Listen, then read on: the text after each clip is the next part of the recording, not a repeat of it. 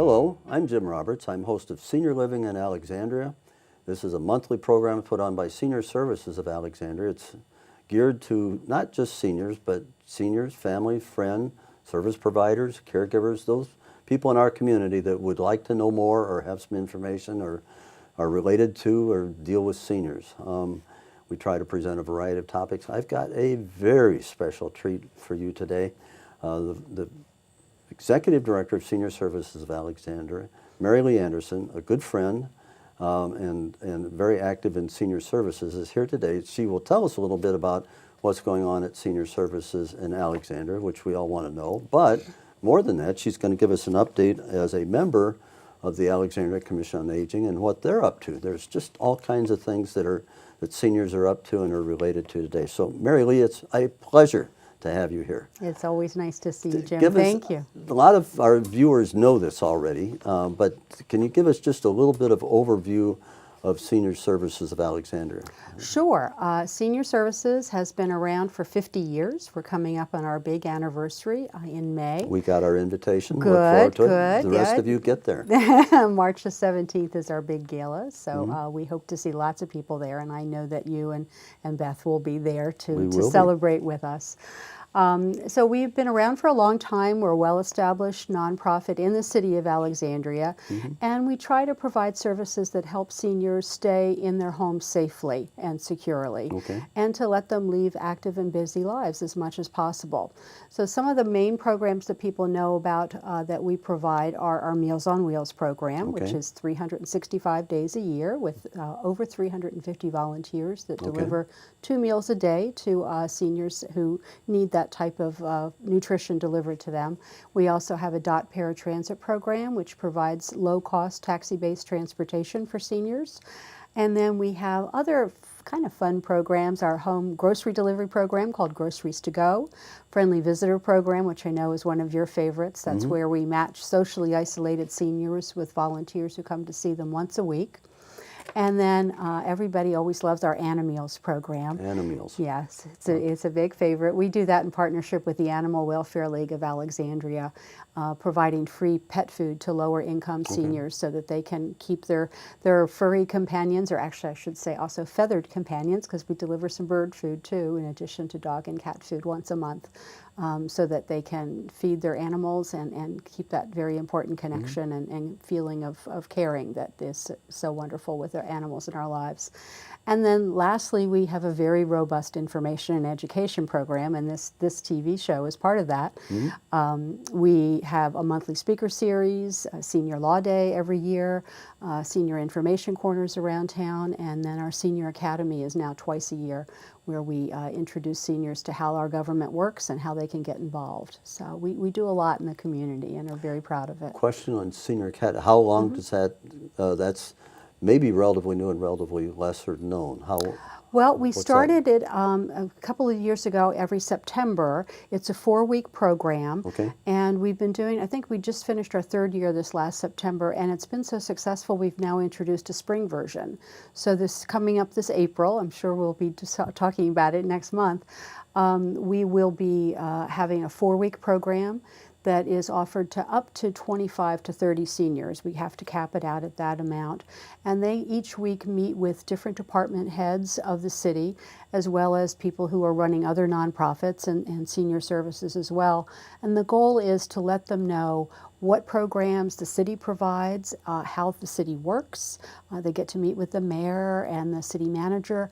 And the idea is to make them better citizens of the city so that they can be informed and also figure out where they could get more involved. So they also might serve as a voice for some senior issues. For sure, because it is a small group, so they can have some dialogue back and forth with people that normally they might not have the opportunity to come into contact with. So it really is a great program, and we're so pleased to be able to do it twice a year now. I have to take this opportunity. You've got a wide array of programs. I think there's a couple of dimensions in addition to what you mentioned.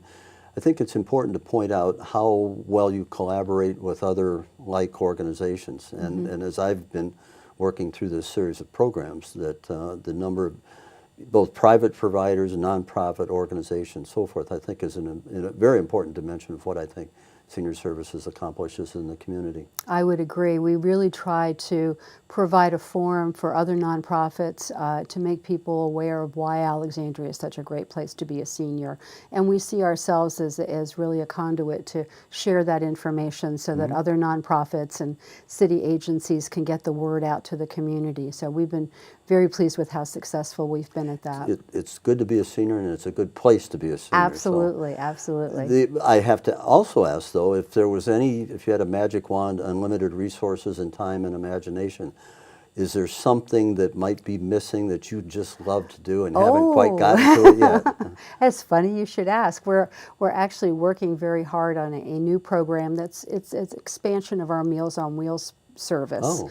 And the idea is to, again, provide a connection between, in this case, the healthcare community and the Meals on Wheels program so that we can be the eyes and ears for the hospital, insurance companies, rehab facilities, so that when individuals are discharged from their programs or have been identified as people with chronic medical conditions, we can go in and really do more than just deliver a meal, but check on them and make sure that they're doing all the things that they should be doing and communicate that back to the healthcare entity. We're going to come up on a break in a few minutes, but I want to ask, are there any programs that if you had greater resources, Meals on Wheels, et cetera, where you need more volunteers, more money, more, that there's the demand for it, but you're just not able to quite get there yet? Well, I think the Caring Connection, which is what we're calling the new program, is going to require a lot of resources because we see that as a real demand in the community. And we also see it increasing the size of our current Meals on Wheels program because as people who are in maybe not crisis, but more difficult medical situations stabilize, many of them will move into our regular Meals on Wheels program. So that means we need more volunteers. We always need volunteers for that. And then we also need the funding to provide the staffing to do the delivering for our Caring Connection program. So that's really where we're focused right now. It's going to be a huge effort. We're very excited about it. That's neat. We're going to have to go to a break right now. Madison will come as she has for several weeks and show us how to cook something. So that's always exciting and fun. And then when we come back, let's talk to the Commission on Aging and what news of what's going on there and your involvement in that. So we'll be back. All right, look forward to it. Stay tuned. Thank you.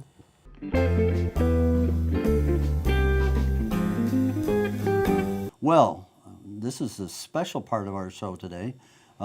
Madison Reeder is here again. She's with the PACE organization, part of Inova Hospital, but she's also become this wonderful cook for not just seniors, but boy, we benefit from it. Madison, what are we going to do today? What do we have? So today I have an original recipe. It is an avocado cashew pesto.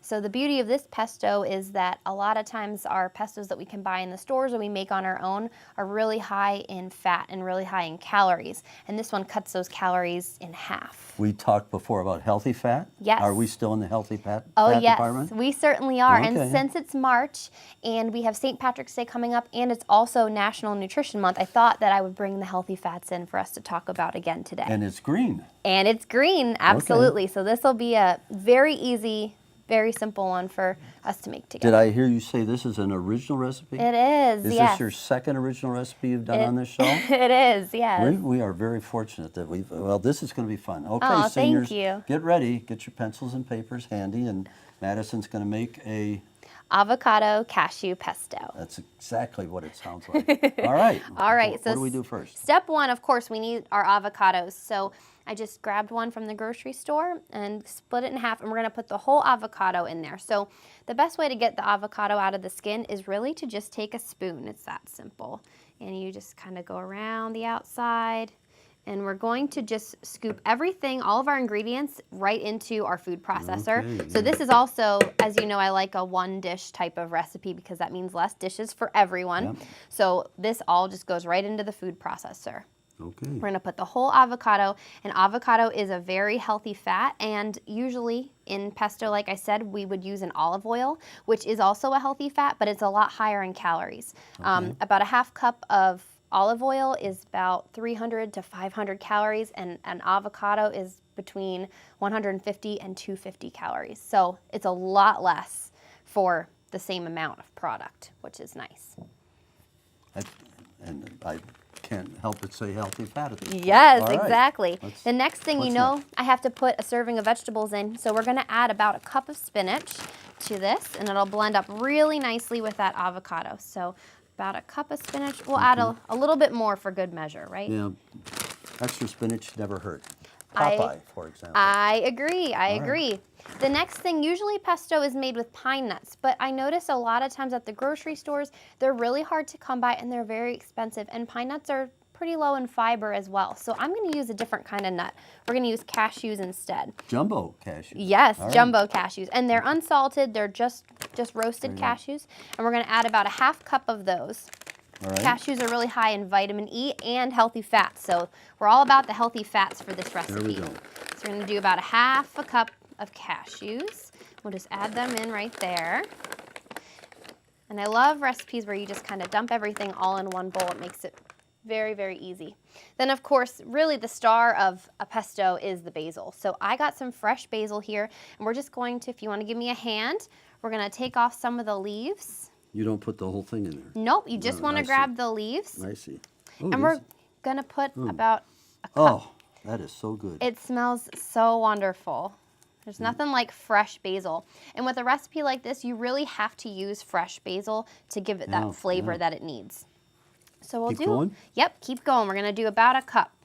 And with this, you can always adjust it to your preference. Some people like more basil than others. Yeah. And we're gonna add about a cup. Boy, is that fragrant. Ooh, It smells wonderful. I think that should be about good. okay. So we'll move our little plant out of the way here. All right. And then, of course, we have to add a little bit of cheese. That's something that also makes pesto stand out. So we've got some Parmesan shredded cheese Get here. some protein and Exactly. all right. That'll be good. How much of that? About a half a cup. Or two fingers full? Yep, or a little bit more if you Or prefer. 3 fingers full. Yep. All right. A couple months ago, we talked about nutritional yeast. If you're lactose intolerant, that would be an excellent thing to add to this Okay. too, because it has a Parmesan flavor. Would that be in place of the cheese or in addition to the cheese? Either or. If you Either wanted one. to cut your calories back, you could do maybe half nutritional yeast and half of the Parmesan cheese. Okay. Or like I said, for our lactose intolerant folks, that is an excellent alternative that still Perfect. gives the flavor. Okay. And then last, we have to add a little bit of lemon. So I just cut a lemon in half, and we're going to just give it a nice little squeeze. I like a more lemony pesto, and it helps to preserve that avocado. And avocado will oxidize once it touches the air, so it'll turn brown, kind of like an apple would. And it doesn't mean that there's anything wrong with it necessarily. It just loses that pretty green color.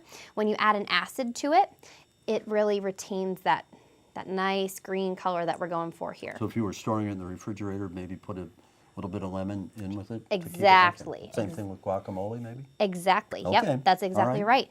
That's all there is to it. You could always add a little salt, a little pepper to this dish if you wanted to, but then you'll put the lid on the food processor and you'll blend it up until it's nice and creamy, kind of like our finished pesto looks over here, if you can see that.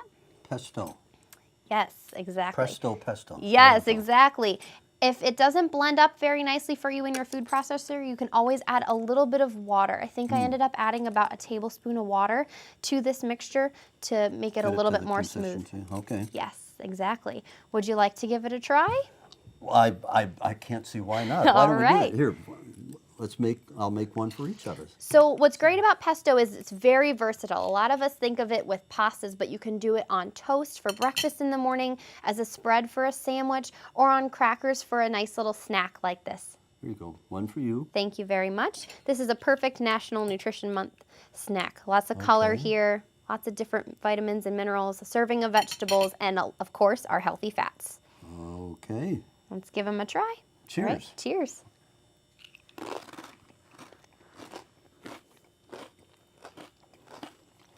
We've done it again.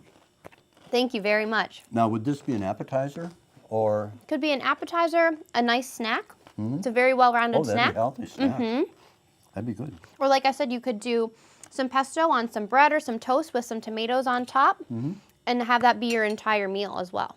That would be healthy. And so you can keep, if you have any left over, we may not, this is so good.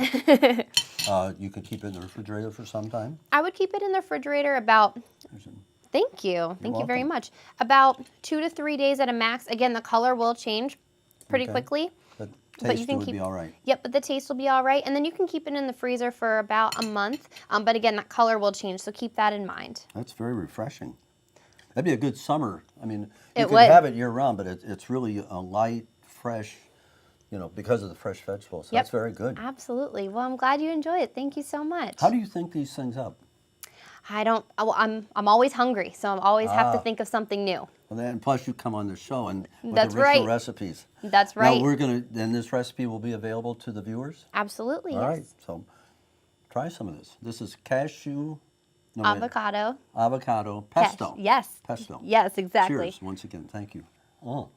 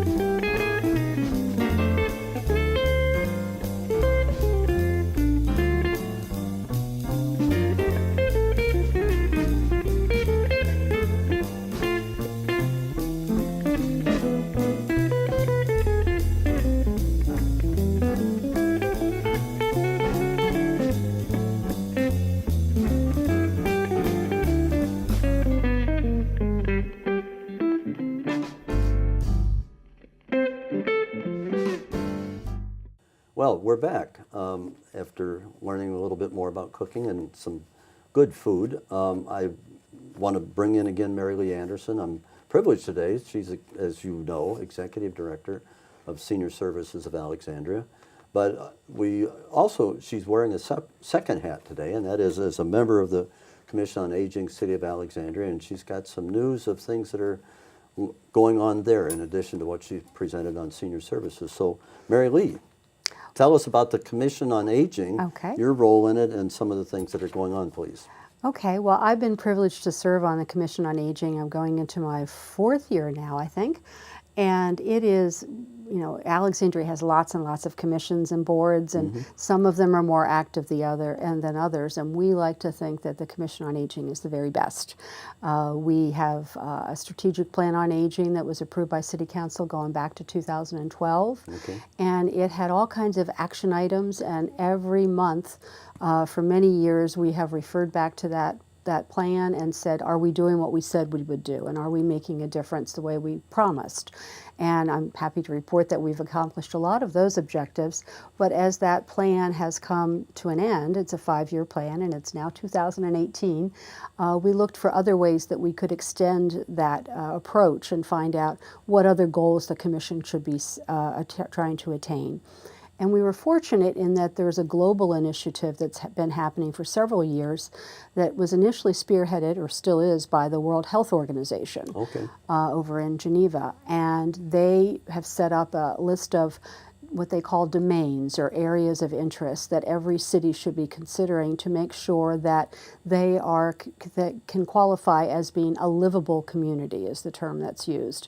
And of course, our focus is making our Alexandria a livable community for seniors, but in reality, it's a livable community for everyone. Okay. If we could improve the brick sidewalks in Old Town, it would be great not only for older people that are walking in that area, but also for young mothers with strollers or women in high heels. I can tell you the bricks are a challenge for just about anybody. Yeah. So many of the things that we are setting as goals and aspirations for our livable community are not just for seniors, but for everyone. What are some of the domains you mentioned in a livable community? What are some of the dimensions Well, to there's that? 8 domains that are established by the World Health Organization, and actually AARP is the American entity that is responsible for representing the WHO initiative and also encouraging communities to get involved and supporting them by providing templates for what you need to do and the process that you need to go through. So the Commission on Aging has been working very closely with AARP for over almost 2 years now to get approval from the mayor and city council for us to take these steps and now coming up with our goals.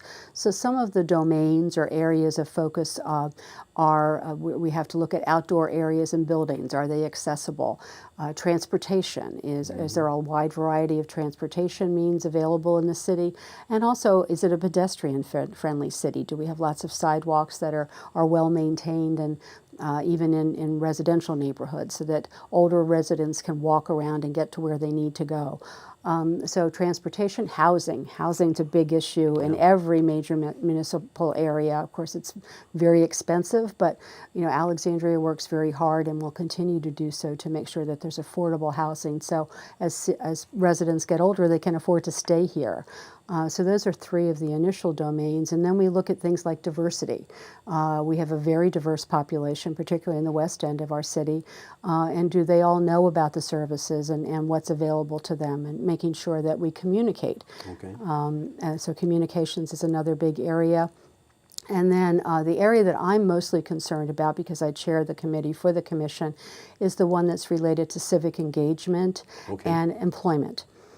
So I can talk a little bit about that. Is that 2 separate things? They lump them together. Okay. And really it's the idea of getting residents involved in city government and also volunteering in the city, and then finding if they're interested in employment and continuing to work, helping them to find the way to do that. So they can do useful work, whether it's voluntary, paid, et cetera. Exactly, exactly. So the committee that I chair looks at, okay, what can we do to keep our older residents involved and informed and volunteering or being employed, depending on what their interests are. And we've set several goals that actually coincidentally tie into some of the programs that Senior Services has been encouraging. So, for example, a way to get citizens informed and involved is through the Senior Academy that we were talking about before the break. It's a way of letting them know how the government works and encouraging them to get the word out to their community. And then we kind of built on that and said, we really need to have more seniors who will act as ambassadors to their respective communities.